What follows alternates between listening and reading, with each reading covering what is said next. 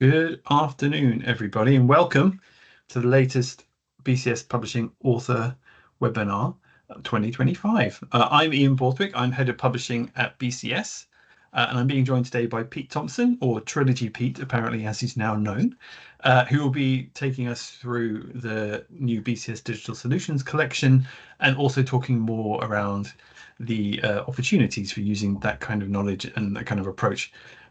Not just in traditional approaches, but also potentially with AI, which is really exciting. So this is the latest in the author webinar series. All of these events are being recorded, so just please bear that in mind.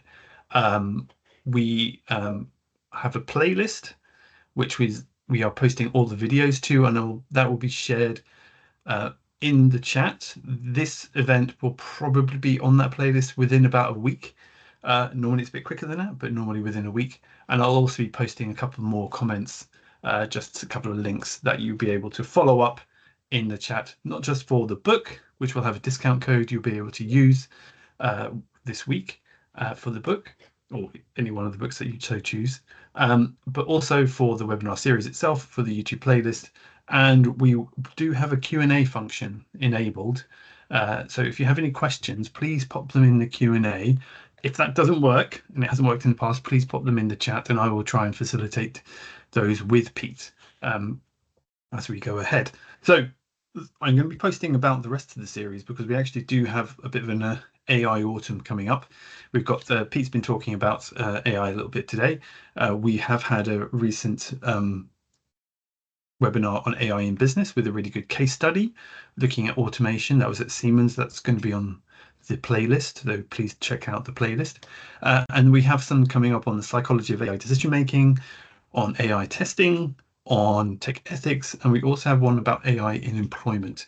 So those are coming up in October and November, and then we'll be planning something nice for the end of the year. So without further ado, we can jump in to Pete's talk today, and I'll hand over to Pete. Thanks, Ian. Hi, everyone. I'm Pete Thompson, and can I start by thanking you all for joining me today, especially sacrificing your lunchtime potentially. I hope it's going to be an informative session. Just as you mentioned AI autumn, I was just hoping that it's not going to be an AI winter. That's a bit of an in-joke, by the way, for AI fans. These author webinars are usually focused on one book. Some of my colleagues have done one recently. I might mention that a bit later on. One book at a time, and of course this one now relates to 3 books. Ian's quite right. I am affectionately known, well, I think it's affectionately, as Trilogy Pete within Assist KD, where I work. Which means that potentially I need to talk more quickly to fit everything in. And anyone that knows me will be able to testify that that's no mean feat for me, because I can talk for England. But hopefully what I've got to say today will be interesting.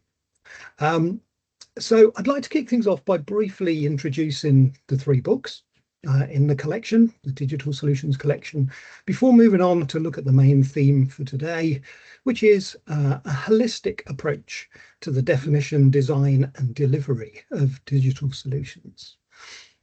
So my main objective when writing the books was to equip both IT professionals and non-technical people, readers, with the practical knowledge, skills and confidence to engage effectively in digital solution development and delivery. So if we look at the first book, as we can see here, defining digital solutions, this opens by clarifying what constitutes a digital solution and introducing a diverse range of different solution types. It's quite a broad range of things that come under that banner. Highlighting, hopefully, the typical benefits that they offer to both individuals, we all use digital solutions every day, and also organizations, of course. One of the things that it presents fairly early on is the digital solution lifecycle.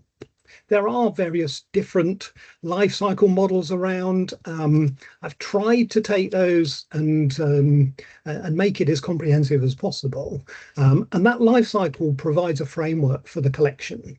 Okay, focusing This book in particular focusing on the first two stages, the inception and analysis. We'll take a look at the life cycle as we progress. So hopefully this will make a bit more sense as we get more into things. This includes defining requirements for a digital solution fundamentally, but the book also explores how digital solutions integrate with business systems. And I'll explain a bit more about business systems as we progress as well, showing how they support strategic objectives and help bridge the gap between business strategy and execution. So any architecture fans amongst us will be able to relate to that phrase. Key topics covered in this book include acquisition strategies, so off the shelf versus bespoke, requirements, engineering, systems modeling, backlog management, and the use of collaborative software tools. As the book progresses, a number of key themes emerge, including the importance of aligning technology with organizational goals, and that's particularly relevant, of course, to this idea of taking a holistic view. Also, the need to understand business needs before development work begins. So yes, with Agile, there is a tendency perhaps to just jump straight in and do something and produce something. But actually, even with Agile, we still need to understand business needs before we start. The other one, of course, is the holistic nature of digital solution acquisition and delivery, which we'll be explaining a little bit more about as we progress. So if you could flick over to the next one, please, my lovely assistant here. Thanks, Ian. Designing digital solutions then serves as a comprehensive guide to stage 3 of the digital solution lifecycle, which is design. No surprises there. It has the aim of helping business change and IT professionals understand the principles, methods, and tools needed to participate in the design of scalable, secure, and user-centered solutions. That all sounds good, doesn't it? I mention here participate in the design because the books are really intended for a broad range of stakeholders. So it's not just that, people are going to be reading that and then they're going to produce the designs, but they need to understand the process and what this means and what's involved. Also bridging the gap between business requirements, which is the subject of book 1, and technological execution, which is the subject of book 3. So this book explains the objectives, constraints, and scope of digital solution design, what it involves, the different stages, etc., and explores a variety of approaches and methodologies used in architecting digital solutions. Sorry, I couldn't help myself with that one. Trying to get a plug in there for the strap line and making it relevant. So key topics include things like design paradigms, such as monolithic, component-based, and service-oriented. Some of you may be familiar with those concepts. And then the various elements of design. There's a number of things here, from user-centric design through inputs and outputs and the UX and UI design, and various techniques for doing that. Looking at digital process design, optimizing workflows, that's systems workflows, but aligning to business workflows as well, of course. Data design for both what we call persistent storage and data in transit, data in storage and data in motion, sometimes people call that. So lots of different aspects of data design there. I'm a big fan of data, I must admit, and I have to have a bit of a shout out now for my son, Alex Bradley Thompson, who assisted on the data design stuff, who is working much more actively than I am at the moment in that space. Also, system controls and cybersecurity, very important, not perhaps the most obvious thing that jumps to mind or the most exciting thing to talk about, but incredibly important these days, especially with so many data breaches and cyber attacks. That becomes incredibly important. But actually, it's about more than just the cyber side of things. It's also about making sure that the solution enforces business rules, yeah, and doesn't allow people to do things that they shouldn't be able to do. So there's an element of governance there, good system governance. And then finally, in terms of the topics in this book, a range of software tools that support collaboration and streamline the design process. If you could do the honors, please. Yeah, thank you. And then we come to the final book then in the collection. This guides readers through translating the designs that were discussed, of course, in book 2 into fully operational systems. Now, this is probably, I think, the thickest book because actually it covers a range of different disciplines. So particularly we're focusing on development or software engineering, testing and deployment, and then covering off the remaining stages of the digital solution lifecycle. Book begins with a recap of digital solution fundamentals and the digital solution lifecycle for readers that might be new to the series. I'm expecting, of course, that not everyone's going to buy the whole collection, that this might be just one specific thing that tickles people's fancy. So it begins with that recap there. And then introduces a structured process for delivering digital solutions, which is aligned with IT service management best practices. It's organised into 3 main parts. So as I alluded to, development or software engineering, testing and deployment are the main parts there. And as it progresses, it explores a range of methodologies, can't get my words out, methodologies, techniques, standards, and best practices in software engineering, quality assurance, business change implementation, and of course, DevOps. There's a dedicated chapter at the end, or towards the end, that also covers the post-delivery activities. So I was very keen to make sure that we cover the entire life cycle of digital solutions, and of course, what happens once we've actually finished the project and we've gone live. So this includes the operation and maintenance and eventual decommissioning of digital solutions. People don't often think about decommissioning, at least from the outset of deploying solutions, but it is an important part and has to be handled correctly. So we'll go on to that in due course. So again, Ian, if you could do the clicker, thank you. Yes, apologies for keep going to Ian. I use a Mac, and we were trying to find out how this could be a slick presentation, but sometimes, Macs and Microsoft software don't always behave themselves and play nicely. On this, what I've done on this slide is to take some quotes from a former colleague of mine and also a previous chief examiner of the diploma in solution development, which I took over from a few years ago. Paul is a lifetime fellow of BCS and a really nice guy for any of you who know him. He succinctly summarized how the 3 books work together when he kindly wrote the foreword for book 3. Book 1 is about making sure that the right solution is built. Book 2 is about building the solution right. And then book 3 ensures that all efforts to date are justified and the full benefits are achieved. Now, I must admit, I certainly wasn't expecting to be compared to the likes of Isaac Asimov, Jean-Paul Sartre and Bob Dylan in that foreword. That was quite a shock when I first read it.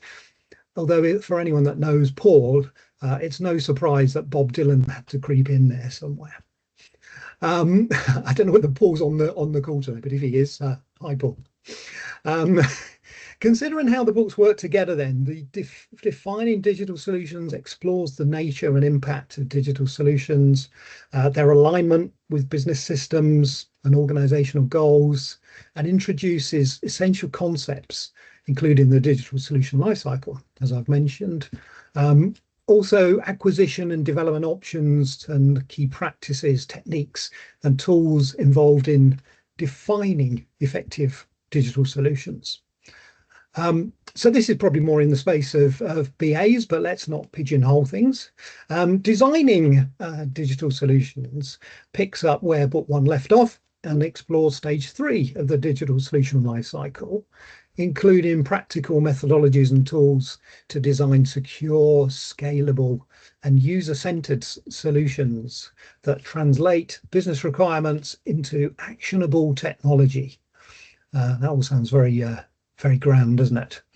And then finally, delivering digital solutions picks up where book 2 left off and covers the remaining stages of the digital solution lifecycle, providing in-depth coverage of software engineering, testing, deployment, and post-delivery activities, such as the maintenance and decommissioning, while discussing along the way structured methodologies, best practices, and tools align with modern service management frameworks like ITIL and DevOps to ensure reliable, scalable, and sustainable digital solution delivery. There's a definite marketing focus on that. The afterword at the end of book 3, I did wonder how I can kind of bring all of this to a satisfactory conclusion. I didn't want to just leave things dangling.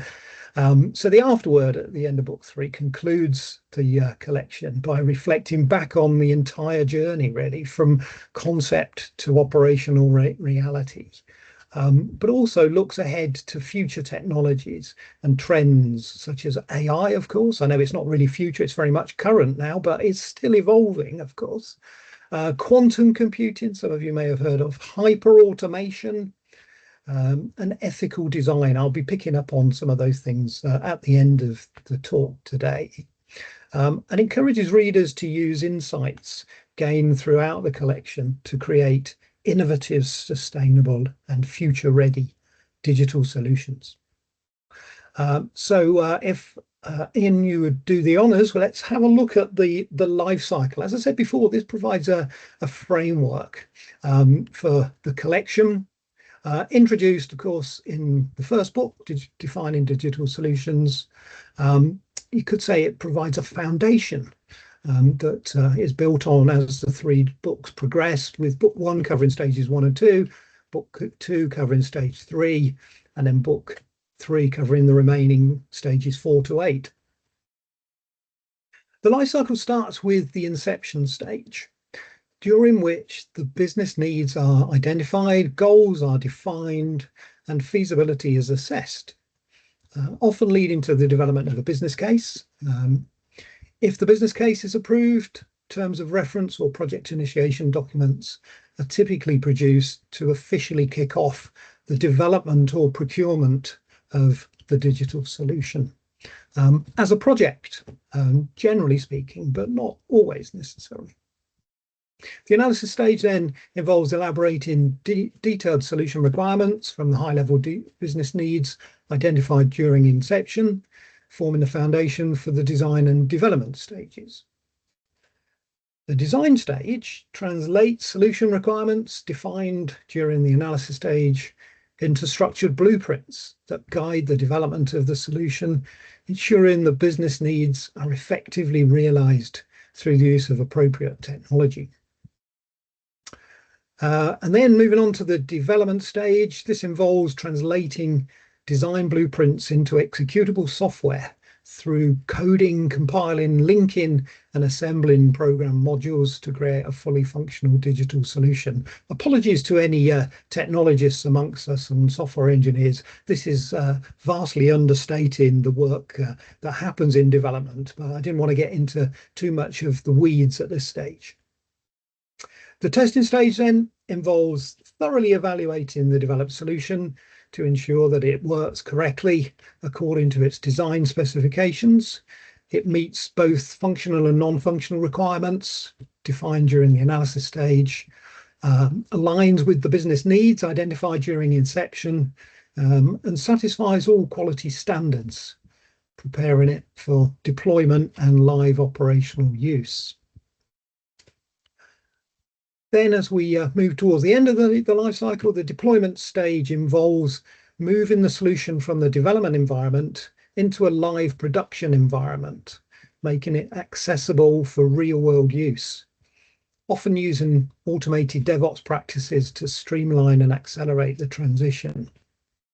The maintenance stage also, of course, involves supporting users during the operational use of the solution. So although I've called it maintenance, it's actually operation and maintenance in one, and continuously enhances the solution by fixing defects, adapting to evolving requirements, introducing new features, and improving performance, ensuring that the solution remains effective and aligned with both user and organizational needs throughout its lifetime. And then finally, to the decommissioning stage. This marks the retirement of a digital solution from operational use when it becomes outdated, no longer meets the business needs, or is replaced by a better alternative.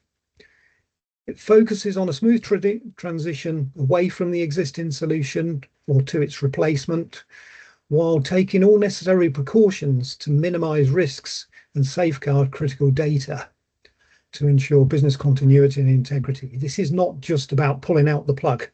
There's a lot more to decommissioning, of course.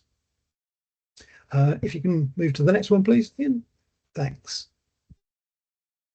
So given the focus of recent author webinars on AI, you're probably wondering where and how AI fits. Well, in the early stages of writing, I made the decision not to do a deep dive into the specifics of developing AI solutions for two key reasons. Firstly, AI is a constantly evolving area of computer science, and I was conscious that if I delved too much into its idiosyncrasies, the books would very quickly become out of date. And secondly, there are many brilliant books on AI already in existence, written by authors with much more specific experience than myself in this niche field. And I felt that readers would be better placed exploring these rather than relying on my humble efforts. Having said all of that, I think that it will be useful during this session to compare and contrast traditional digital solutions with AI solutions. So some examples of traditional solutions, as I like to call them, include things like an e-commerce website or an online banking app or an ERP, enterprise resource planning solution, or even a workflow automation tool. Whereas examples of AI solutions include things like a smart customer service chatbot, although some of them are not so smart, I have to say, from my own personal experience. These chatbots use natural language processing to understand and respond to user queries, plus a whole bunch of other things, of course. And agentic AI is very much a key theme nowadays. So using different AI agents to provide more immersive solutions. A spam detection system potentially uses machine learning to classify emails as spam or not. And then if we go to things like autonomous vehicles, these use computer vision to interpret visual data from cameras for objects and lane detection, which is often quite a weird thing when you first come across it. Anyone who's got a car that does the lane detection, starting to steer you on track is quite off-putting initially.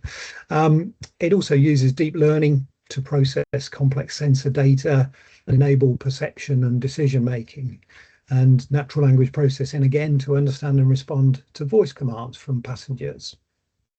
So if we consider the various aspects of developing each type of system, starting with logic and behavior, the traditional solutions tend to be rule-based and deterministic, which means that they follow explicitly programmed instructions and always, or almost always, produce the same predictable output for a given input. In contrast, AI solutions are more data-driven, probabilistic. Now, what we mean by probabilistic is that they use probability to determine the next word, for example. In generative AI, I'm vastly underselling that, I know, but also to estimate what the right answer might be. And one of the interesting things about generative AI is quite often if you use the same prompts at different times, you will get different responses from it. It's not as deterministic and predictable as the more traditional solutions there. So they tend to be much more adaptive. They learn from data, known as machine learning, of course. They identify new patterns and continuously improve their performance by adapting to new information and real-world scenarios. In terms of development, traditional solutions require developers to explicitly program all the rules and logic, that the system follows, while AI solutions rely on data for training and model development, enabling them to learn patterns and make decisions based on that data rather than on fixed instructions written by developers. With regard to handling complexity, traditional solutions are limited to handling only predefined scenarios, because they operate based on fixed rules, while AI solutions can handle more complex and unstructured data or tasks by learning from data and adapting to new situations beyond what was explicitly programmed. When it comes to maintenance, updates to traditional solutions usually require developers to change the code to modify system behavior, whereas updates to AI solutions typically involve retraining the underlying models with new data to improve performance or adapt to new patterns without necessarily changing the code itself.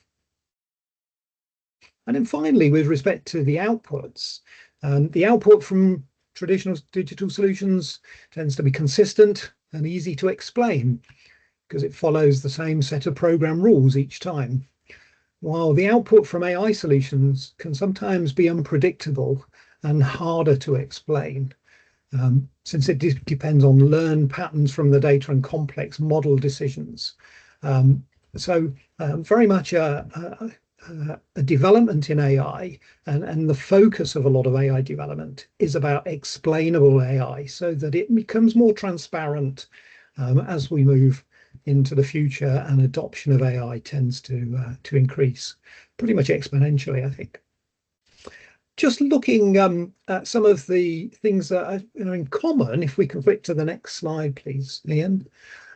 So there's a number of things that are very much different here, but they also have a lot of commonality around them as well. So having highlighted those differences, let's think about the common things. So considering each stage of the digital solution lifecycle in turn, I won't bother going into the AI specific differences in the interest of time. So if we start with the inception stage, both traditional solutions and AI solutions involve identifying the business need and aligning stakeholders to ensure a clear, shared understanding of project goals. During the analysis stage, both traditional solutions and AI solutions involve requirements engineering and process modeling to clearly define what the solution must achieve and how it will operate within the business context. During the design stage, both traditional solutions and AI solutions require architecture planning and user experience design to establish a solid technical framework and create a user-friendly interface. And then finally, during the development stage, both traditional solutions and AI solutions involve coding, integration, and configuration to build, connect, and tailor the system's components for effective operation. Okay, if we can just flick to the next one then, just to look at the remaining stages. During the testing stage, both traditional solutions and AI solutions undergo certain kinds of tests, like performance tests, functional tests, user acceptance testing, to ensure the system works as intended, meets quality standards, and satisfies user needs before deployment. But with AI, there's a lot more measurement of metrics, in terms of its precision and recallability. And things like bias. During deployment, traditional solutions and AI solutions both require careful transition to production and user onboarding to ensure smooth integration, user acceptance, and optimal performance. And then finally, during the operation and maintenance stage, both traditional solutions and AI solutions require ongoing support, regular updates, continuous improvement, and continuous performance monitoring to ensure an optimal functionality and address any emergent issues that come from the nature of using digital solutions. Okay, so coming to the main part of today's talk, if you could just forward it again, please, Ian. A key theme throughout the books is the importance of taking a holistic approach. As I mentioned earlier, defining digital solutions, book 1 examines the relationship between digital solutions and business systems. For anyone that's not familiar with the phrase business systems are made up of interconnected components that work together to deliver a product, service, or outcome, collectively referred to as the system's emergent properties. I know some of you will relate to that terminology. These properties arise from the system working as a whole, with technology being just one component of the overall system.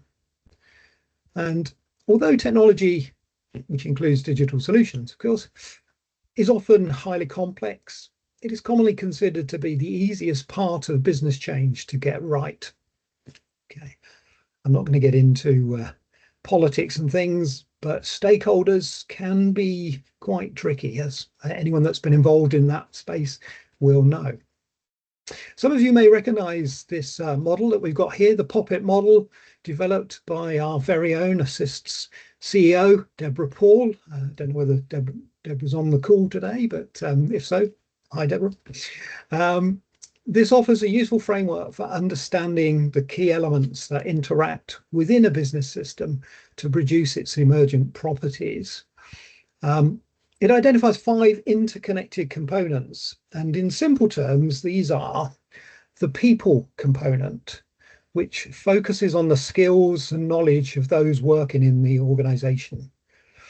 The organization component encompasses the structure of the organization, its culture, and the underlying business model defined within a business architecture.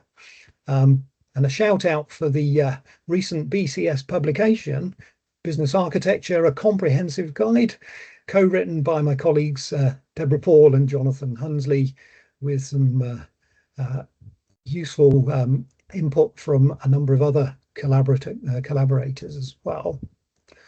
So this provides more information about business modeling if you want to explore that angle a bit further.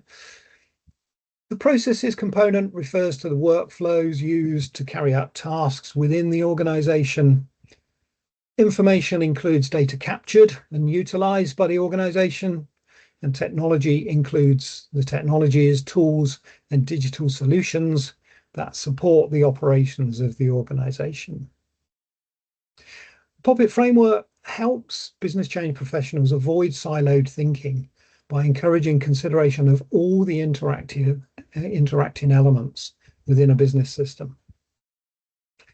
And if Ian can do the honours, we'll look at POPIT's model, the POPIT model's role in the success of digital solutions. So consideration of the people component. So this one builds. So there's a few verbal cues to Ian to move things on a little bit. So consideration of the people component ensures that users, business stakeholders, and technical teams have the right skills, support, and engagement throughout the digital solution lifecycle. From identifying needs during inception to managing change during deployment and promoting adoption. Effective use, continuous improvement as well are important throughout the operation and maintenance stages of the life cycle. Consideration of the organization component ensures that the solution is aligned with the organization's structure, culture, and strategic goals so that it fits within the broader business context. It gains executive support and is adopted and sustained over time. Consideration of the processes component ensures that workflows are effectively modeled, streamlined, and integrated with digital solutions to maximize efficiency and value, while ensuring that the solutions enhance rather than disrupt operations, leading to improved efficiency and greater user adoption. Consideration of the information component then ensures that the data is complete, accurate, accessible, and secure throughout its life cycle, supporting effective business operations, decision-making, and regulatory compliance. And then finally, the technology element ensures that the technology supporting business operations are fit for purpose, accessible, scalable, and adaptable to future needs. Selecting and integrating the right technology promotes reliability, supports innovation, and strengthens overall organizational effectiveness, which is good news for the technologists amongst us. If you can click on, we'll take a look at POPIT now throughout the life cycle. So considering all of the POPIT elements throughout the digital solution lifecycle helps avoid siloed thinking and missed dependencies. As I said before, these different elements or components are interrelated and work together holistically to produce the desired outcome from the business system. So we have to think about dependencies, and this can identify some missed dependencies. It also improves stakeholder engagement, user adoption, reduces risks related to digital business change, and ensures that the solution is technically sound, strategically aligned, user-centric, and operationally viable. There's some nice buzzwords there. So if we look at the inception stage, to start with, the POPIT model provides a structured way for project teams to ensure that all the aspects of the business are considered when identifying needs, defining goals, and assessing feasibility. By systematically examining each component, business change teams can clarify who will be impacted, how the organization's structure and culture may influence a solution, which processes are involved or need improvement, what technology is required, and how it will be managed, and what information is required and how it will be managed, and what technology is needed or already in place. The holistic approach helps build a strong business case and ensures that project initiation documents reflect the true scope, context, and requirements of the organization, setting the stage for a solution that is both feasible and aligned with real business needs. During the analysis stage, POPIT helps business analysts translate high-level business needs into detailed solution requirements. The BAs amongst us might hopefully will be familiar with requirements engineering, a set of best practices used particularly at this stage. It does this by ensuring that requirements reflect user roles and capabilities, organizational structures and culture, process workflows, data needs, technical constraints, or opportunities. By using POPIT as a lens, change teams can identify gaps, dependencies, and practical considerations early, resulting in requirements that are comprehensive, align with business objectives, and form a solid foundation for effective design and development. During the design stage, then, POPIT guides designers and solution architects to create blueprints for a solution that is user-friendly and accessible, supports job roles, streamlines workflows, manages data effectively, and leverages appropriate technologies. In the development stage, POPIT helps developers translate these blueprints into a functioning solution by ensuring that the user needs are supported, organizational alignment is maintained, processes are implemented as designed, data is handled accurately and securely, and the right tools and platforms are being used. In the testing stage, POPIT helps by promoting a holistic evaluation across all of the critical dimensions of the business environment, ensuring that the solution is not only technically sound, but also fit for real-world deployment. People considerations help validate whether the solution meets user needs and usability expectations, while considering the organization dimension ensures that alignment with strategic goals and operational readiness. Processes are examined to confirm that the solution integrates seamlessly into existing workflows and supports efficiency. Information is assessed for accuracy, security, and relevance, ensuring data integrity and compliance.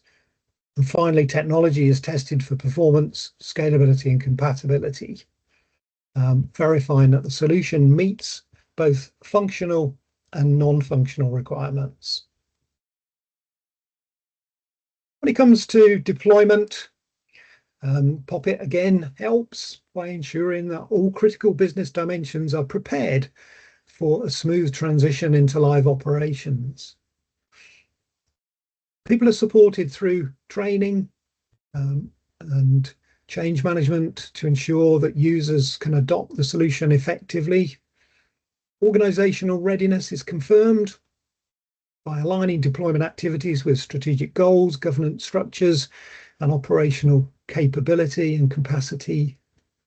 Processes are adapted or refined to accommodate the new solution, ensuring continuity and efficiency. Information flows are validated for accuracy, security, and compliance, enabling reliable data exchange in production. And finally, technology is assessed for stability, scalability, and integration, with DevOps practices facilitating automated, secure, and efficient deployment. Once the solution is live, POPIT continues to support the operation and maintenance stage by ensuring that the solution remains fit for purpose over time. This may involve adapting to changing requirements and business and user needs. People are obviously central to this stage, as ongoing user support, feedback collection, and training help maintain engagement and identify areas for improvement. The organization element ensures that governance, resource allocation, and strategic oversight are in place to sustain and evolve the solution. Processes are continuously monitored and refined to accommodate updates, defect fixes, and new features without disrupting operations. Information is managed to ensure data remains accurate, secure, and useful for decision making, and technology is maintained and enhanced to ensure performance, reliability, and scalability. And even during the decommissioning stage, POPIT guides a structured and risk-aware approach to retiring a solution while maintaining business continuity, helping minimize risks, and ensuring a smooth, controlled transition away from the solution. During the stage, people are supported through clear communication, training, and change management to ensure that users transition smoothly to new systems or processes. The organization component ensures that governance, compliance, and strategic alignment are maintained throughout the transition. And process, of course, processes are adapted to phase out the old solution and integrate replacements or alternatives without disrupting business as usual operations. Information is very important to think about during decommissioning. Carefully handling information, what we do to ensure secure archiving, migration, or disposal, protecting data integrity and privacy, and compliance with legislation, of course, like general data protection regulations.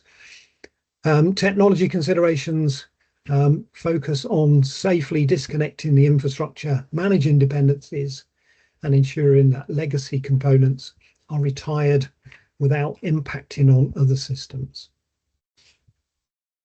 So that's a whistle-stop tour of how POPIT can help support each stage of the digital solution lifecycle. If we can just go on to our penultimate slide, potentially. Before we move into the Q&A session, I'd like to leave you with a few closing thoughts on emerging trends in the digital landscape.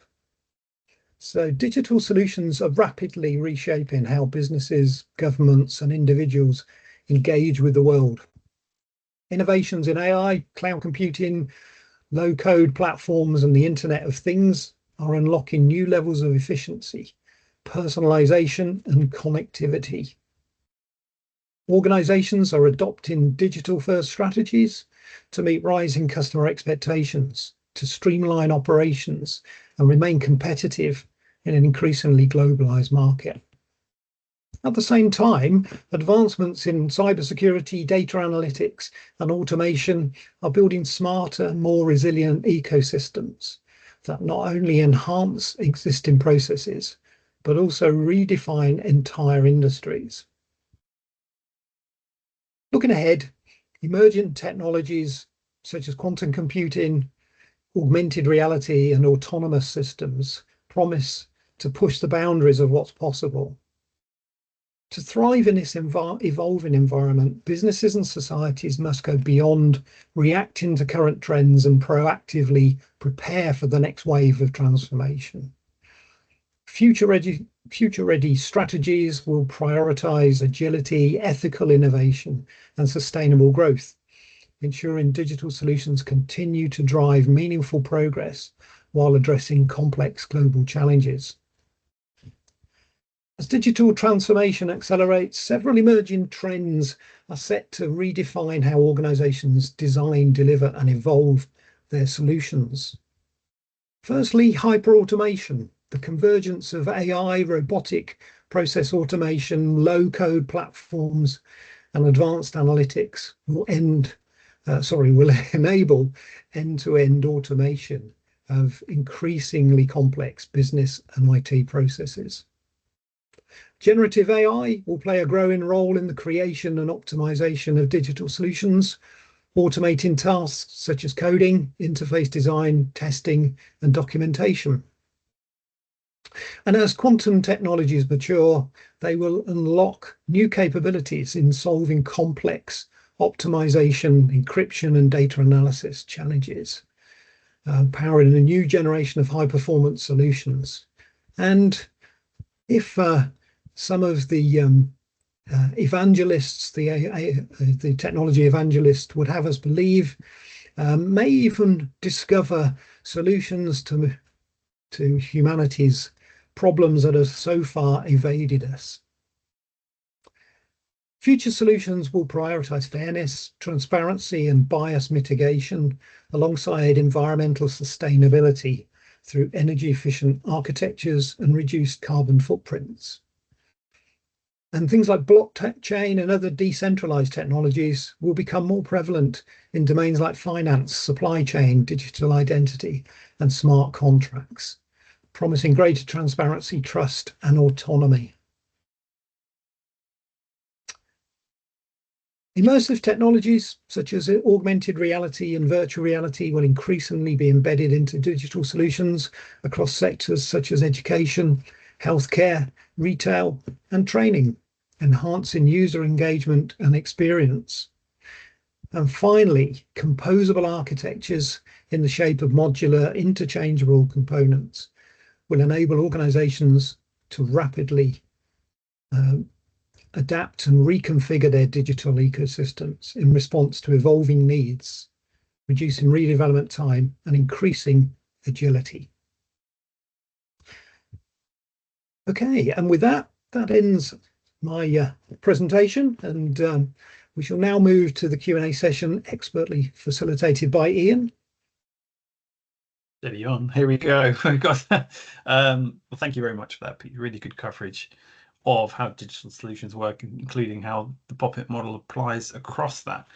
I've got a couple of questions, but let's go first of all to one in the Q&A, which is asking how does your approach fit with the SIERP methods, so sure step or success by design, in more regulated public sector projects where they would normally use Prince2 and waterfall style governance, in an evergreen solution stack that is constantly changing. Wow. Now there's a question and a half, isn't there? Yeah. Well, I think my approach is not intended to align directly to a specific framework like that. I've taken a very broad view across the whole landscape, and there are so many different frameworks and standards. I have picked out within there within the books appropriate standards and try to align to individual standards. But I am aware that there are more niche frameworks. I guess the answer to that is perhaps you're going to have to wait for the fourth book in the trilogy to find out a bit more about that. So that's not the best answer to that question, I know, but I hope that I have aligned to what are considered best practices. No particular one is dominant because there are so many, and what I've tried to do is cherry pick the best of quite a broad range. Thank you, Pete. And I guess my question then is, like, when you start to, there's some really good comments about requirements and refinement, and particularly with respect to trying to focus on digital solutions that are focused on workflows. That seems to be a key area both for normal digital solutions, traditional digital solutions, as well as potentially for more AI oriented solutions. And I kind of wondered, I mean, what the book does to, or any of the books do to support kind of learning more about requirements and refinement as you go along, how you can bring sort of some of the agile methodology, which is not just about being quick, but about being iterative, and which areas might be most helpful. So is it defining, is it more designing, delivering, or is it trying to do a piece of each?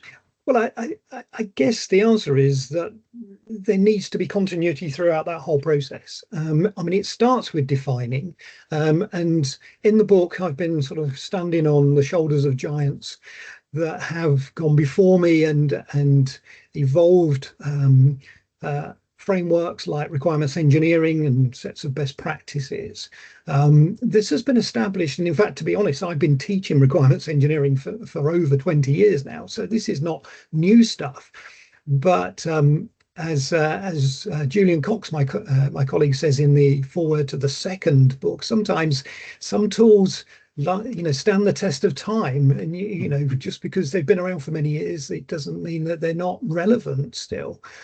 So I think there's a number of best practices. I've kind of picked out, I hope, the most relevant ones. Modeling is another one of my pet topics. I very close to my heart. I think modeling is one of those kind of rigorous approaches that help to make sure that we dot the I's, we cross the T's, we deal with the vagaries and the ambiguities and the subjectivity that often comes into play with digital solutions. But also, as I said earlier on, I think, that we try and define what is needed through the digital solution before we jump straight into coding, which is unfortunately the way that a lot of organizations try and drive their development teams. There is a little bit of a kind of JFDI mentality, and by that what I mean is just flipping well do it. So sometimes we need a more considered approach to begin with, which is really the whole of the subject of book one. I'm glad I didn't need to use the bleep button there, Pete. So thank you very much. Are you able to speak to which organizations have a mature solutions development lifecycle and capability? So any good examples, people that you can name names, or bodies that you've seen? Well, I mean, I obviously have to be a little bit careful because the organizations that I know of are organizations that assist knowledge development, teach. These are very much courses that we run on a day-to-day basis. We have organizations ranging from financial institutions and financial technology companies through public sector bodies and even into the not-for-profit sector. So I think it's probably, oh, hang on, my screensaver suddenly kicked in and everything's disappeared. Sorry about this. We can hear you still, Pete. Typical, isn't it? Typical. What was I saying about technology? Yes. So I think, without naming individual organizations, which, I wouldn't want to breach any kind of client confidentiality or anything. I think that most organizations are starting to pursue this. That's probably a bit of a sweeping statement, I know, but certainly organizations are increasingly looking to this as they're realizing, that traditional approaches that are very much technology focused on its own are not working, and that you need this holistic approach. So, hopefully some of the messages through the talk today can resonate. Sorry, I've ducked that question as well, haven't I? Well, what might maturity look like then from a more objective standpoint? Look like? Yeah. Well, I think I've got to say alignment to POPIT, thinking holistically, following best practices in a number of different areas. So obviously, we've got best practice approaches to requirements engineering and definition. There's best practice approach to solution and architecture and design and development methodologies, behavior-driven design, obviously agile design. There's lots of best practices around in the sort of deployment and delivery space. Obviously, there's best practices like IT service management and supported by the Information Technology Infrastructure Library. But also, I think, making sure that we don't lose sight of this holistic focus throughout. When we come to the deployment stage, yes, there is a lot of focus on things like DevOps and trying to automate the transition from development into live operational use. But we still need to remember that human element, the business readiness there. Do people have the right skills? Have we made the right communications? Have we given them the right training? Have we consulted them? Have we taken into account their emotional responses to change? All of those things, as well as just hitting the button and ta-da, there you've got a brand new shiny solution. And some of these things I say from bitter experience over 35 years, which is why I've now got a slightly follically challenged head, having started with a full head of hair. I'm going to ask a very quick one before we just finish up, and it's like, do you have a preferred design style, Pete? Ooh. That's a very interesting question. It's a bit like, what's your favorite color and things, but in technology sense, isn't it? I guess I do. I very much focus on service-oriented design. I'm a great fan of service thinking, service design beyond just IT solutions and digital solutions. And again, this kind of fits into the holistic nature as well. I'm not sure this is necessarily appropriate, but I'm going to give it a try. At Assist, we've really been working very closely with organizations like A4Q, the Alliance for Qualification, to develop a set of business service design qualifications that sort of build on traditional practices like business analysis and technology standards like service-oriented design at a more technical level, and then take that more holistic nature. So I think service is the future as far as I'm concerned, but maybe I'm slightly biased. Well, at least you're admitting it, and we can test you for that bias. So that's But if you want to test Pete for his bias, I don't think there's a lot of it there. The Digital Solutions Collection is available through the link. It's in the chat as well. There is the discount code All the books have been properly technically peer reviewed, so they are fully legit, and don't just recommend any one thing. We do pride ourselves on having a good approach to peer review and bringing neutral approaches to these kind of practices, and making sure that everyone within a team can assess the benefits of using agile approaches, waterfall approaches, or doing different kinds of technology, different processes across the life cycle, as Pete has mentioned. So yes, please do share with your colleagues this video once it's been posted. It should be very useful as a catch up. And as we don't have anything else to do, I would just like to say thank you, and thank you very much everybody for your comments. Thank you very much, Pete, for presenting today, and I look forward to seeing you all at the next author webinar in about 2 weeks. Can I just make a quick shout out for yourself and the team at BCS Publishing as well? You probably don't get much praise on these things, but it really is very difficult putting together one book, let alone three. And I very much valued the support given by Ian and his colleagues to bringing this together. I certainly could not have done it on my own. So thanks to you as well, Ian. You're very welcome, and I hope everybody gets a benefit of the output, and it helps to improve their outcomes through using your books. So thanks all, and see you at the next author webinar, and have a good rest of the week. Goodbye. Take care, everyone.